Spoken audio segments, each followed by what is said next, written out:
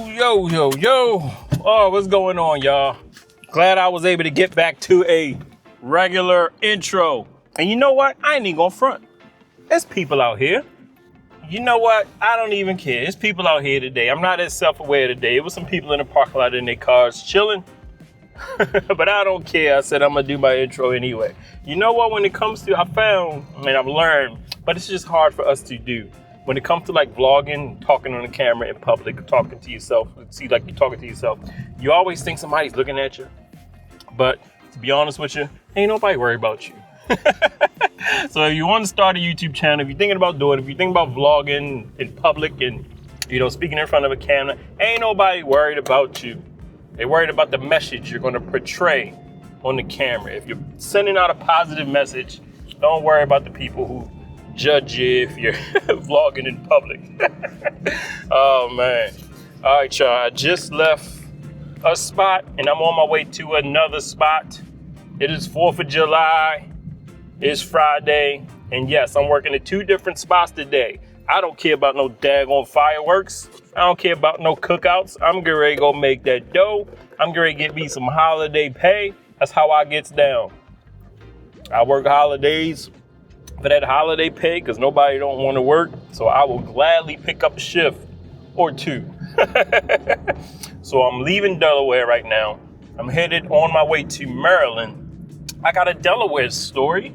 And I guarantee you, I'm going to have a Maryland story after I get done in Maryland. So stay tuned.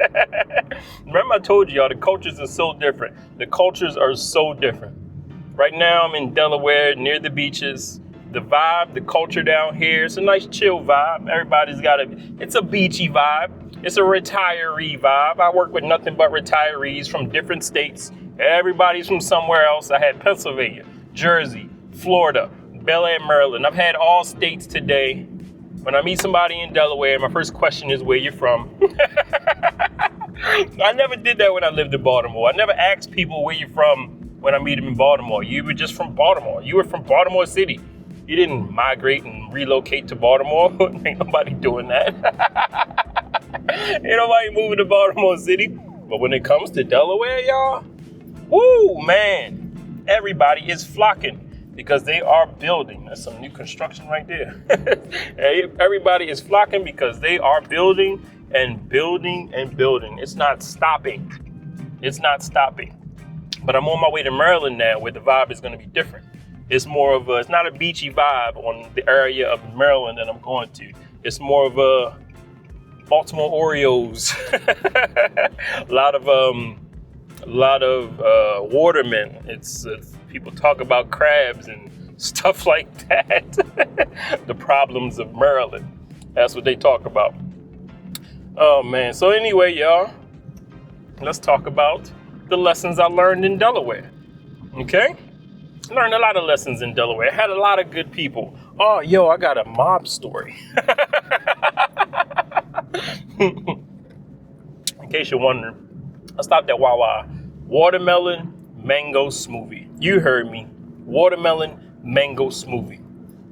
Is it fresh fruit? No. It's all puree, but it's still good. It's still good. But look, yo, I had a guy who, and he wasn't in the mob. He used to live around the mob back in New Jersey, Trenton, New Jersey. He said, I told him where I'm from Baltimore. He said, oh, I'm from a worse place than you. I'm from Trenton, New Jersey. Now, I have heard about Trenton, New Jersey. I think I might have passed through, but I don't know much about Trenton, New Jersey. But he say it's one of the worst of the worst when it comes to the cities in the United States. I thought Baltimore was up there. He said, Baltimore's got nothing on Trenton as far as toughness. I said, okay, sir. All right, I'm not going to argue with you on that. I'm not arguing, vying for coming from the toughest city. Not doing that with you. But anyway, he said he used to hang around a lot of the mob back in the day. He said he used to deal cards at a casino. And he had relatives that were in the mob. He said he had a cousin who was 6 foot, 300 pounds. He was a collector. What's a collector? Well, if you owed the mob money, this 6 foot, 300 pound man would come and collect. And he said he usually had no problems collecting the money. He said if my cousin came around, you would empty your pockets and give him what you had. But he was telling me about the oath. I didn't know there was an oath. He said, my cousin didn't take the oath, but he had a friend who took the oath, the mob oath. Do y'all know about the mob oath? I said, I watched a lot of movies. I don't know much about the mob, but I watched Goodfellas, Casino, all of those movies, all of the mob movies. I said, does that mean he was a made man if he took the oath? He was like, well, not necessarily. He didn't, take any lives.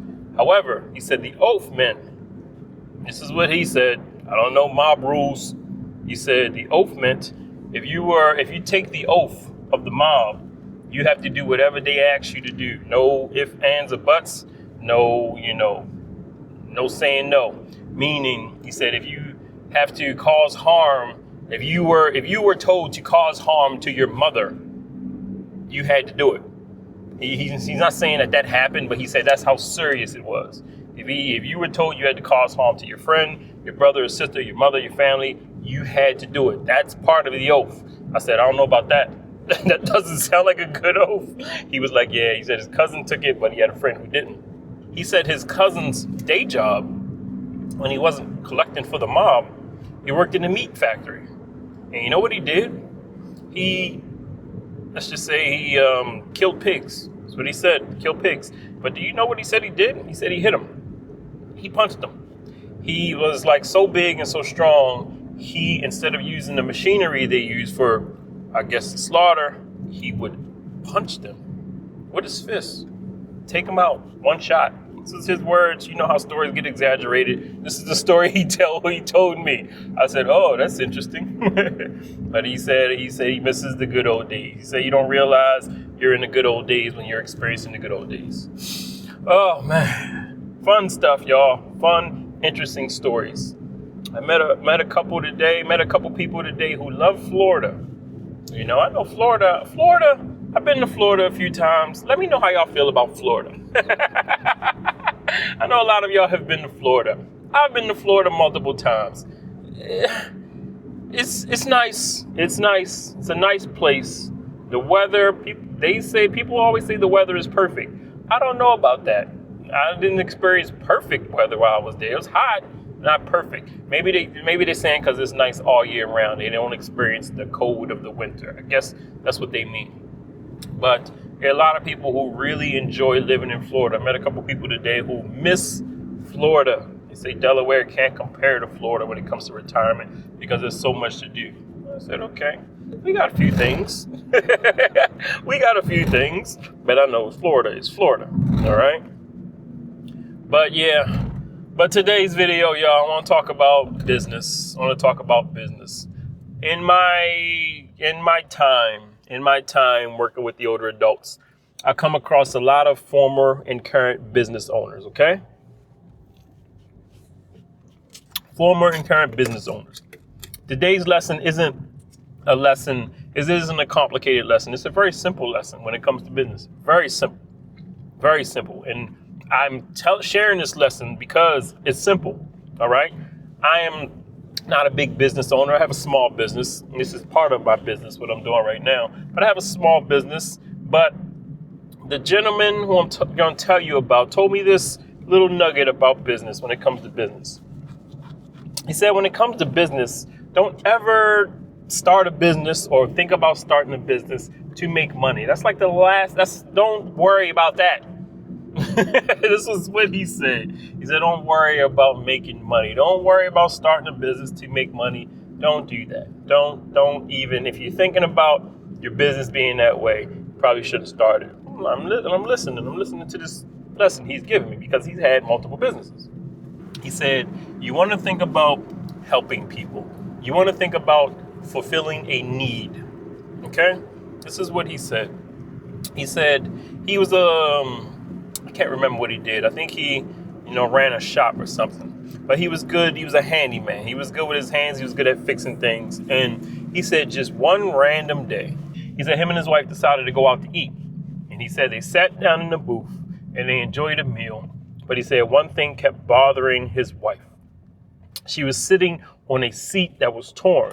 It was tears in the booth seat. You know, you've been to a restaurant where there's tears in the seat. It should be fixed, but he said that there was tears in the seat, and it was bothering his wife, because I don't know, his wife had a little, nice dress on or something. It was snagging, something like that. And he said that it kept bothering her, and the meal was nice, but that was just kind of ruining the night because it kept bothering her leg, right?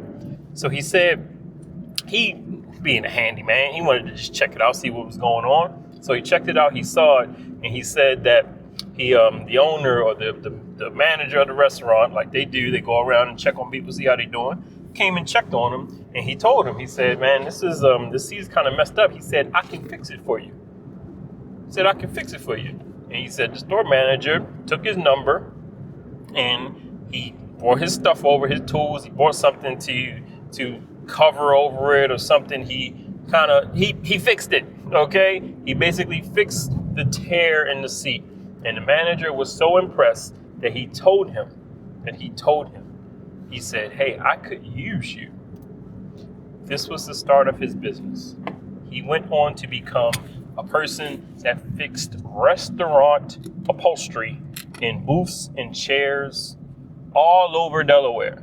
He even said he worked at, he had a contract at my son's pizzeria. My son worked at a pizzeria called Grotto's. Very popular in Delaware, Grotto's. If you ever come to Delaware, try Grotto's. People either love it or hate it. It's a unique pizza. It's a different take on pizza, all right? I'm not going to tell you what the difference is. You try it yourself. It's called Grotto's, Grotto. My son works at one, but he said he had a contract with the Grotto's in Delaware to maintain their seats. And he said he had this restaurant under contract, this restaurant. He's just naming all these older restaurants in the state of Delaware. He said his business got so big that him and his wife started traveling. And he said they got free travel and making money while doing it. They were traveling all over the country, fixing restaurant chairs as a business. He said, when you're thinking about starting a business, in his experience, start out with, how can I help people? How can I help fix a need? How can I help a need? How can I help a situation? That's what he said when it comes to starting a business. All right? That's his message. That's my lesson for the day. And if you're watching this from the United States of America,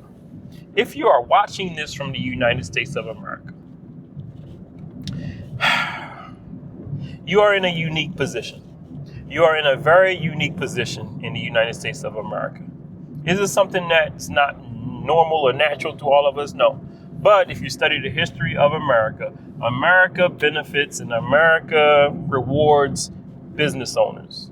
So it behooves you to be creative, come up, try to find a need. You might have needs. You might be able to fix something based off of the skill set that you have up here, because that's where we're coming to in the world, where skills, natural human skills up here are going to very, very much be needed with all of the technology and things swirling around us, okay? Natural, basic human skills are going to be needed more so than physical skills or like computer skills, because the way we're going, like the computer is going to be able to fix all the computer stuff. The computer is going to be able to maintain and manage a lot of the physical stuff. You know what I'm saying? So, like my man said, find a need, find something to fix, find something that you can help, find a way to help people. That's his advice for starting a business. So, that's what I say. You think about my wife, I'm always encouraging my wife. My wife has a tremendous amount of skills up here that could help a lot of people. You probably have the same thing, especially the age range of my audience. I know y'all have skills up here, just naturally acquired, that you can help people.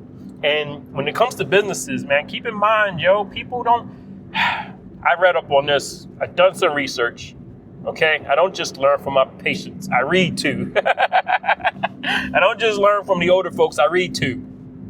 And when it comes to like hitting your stride, hitting your peak, doing great things in your life, 40, 50, 60. I'm telling you, the history is out there. You can look up some of the most brilliant inventors, businessmen, 40s, 50s, even 60s. That's when a lot of people hit their stride. So if you feel like you're past your peak and you're in your 30s, what? If you feel like you're past your peak and you're in your 40s, what? No. 50s? Absolutely not. If I would have looked up a list, I could have named some of the most greatest businessmen, inventors, creators in the history of mankind. Probably all started well within their 40s and 50s, around that area, around that age range. So that's my message for today, y'all. Coming from my patient and also coming from what I read. Hit your stride. Hit your stride. If you're thinking about starting a business, do it. If you're thinking about starting a business, start it. But start out with the mindset of helping people. That's what my patient said. Start out with a mindset of helping people.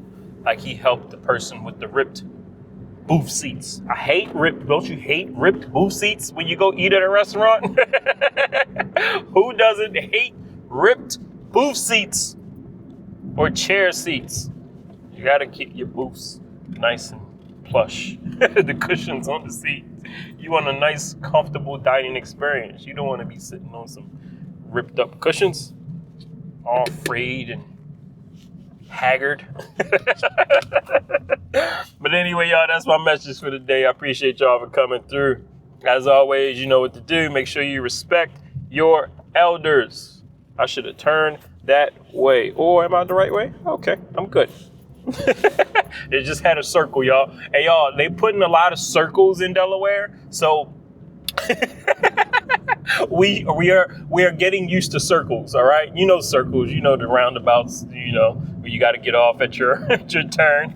So it's something that we're getting used to, all right? They're implementing a lot of them everywhere. A lot of them are in these small towns where they're not used to the circles. So we're adjusting to the circles, all right? So that's what I was just experiencing. I'm trying to make it to Maryland in one piece. I think I got a few circles I got to go through. So, y'all, it's your boy, One Physical Therapist Assistant. I hope y'all are doing all right. I really hope y'all are doing okay. As always, man, make sure you respect your elders as I get out on the highway. Make sure you respect your elders. Make sure you help people out. There you go. Help people out. Start a business. Could help a lot of people. Make sure y'all be safe. Enjoy your holiday. And I will holler at y'all in the next video.